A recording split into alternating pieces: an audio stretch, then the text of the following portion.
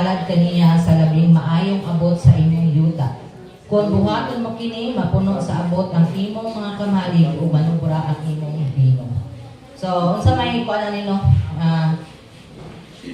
Kung unsa kadaghan ang ato ang ihatag, mo pod ka sobra pa ang ibalos sa Ginoo sa tuwa. Naay kanang saying the more you give, the more you receive.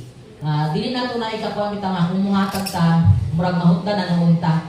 Pero atong hanaw-hanaw dapat nga, kung the more ta muhatag, the more po ta i-bless sa Ginoo. Sama sa share ni Pastora no nga, dapat ang ato ang i-priority is si Jesus yun.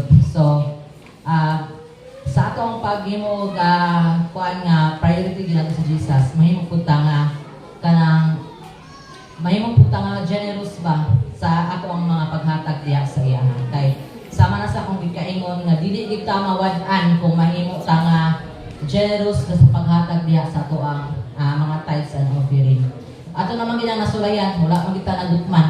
Sa mga pila ka tuig wala man kita nagutman, wala ta nahutdan og dili gid ta mahutdan kung padayon ta nga magsalig diha sa Ginoo. Manindog ta para sa ato ang prayer.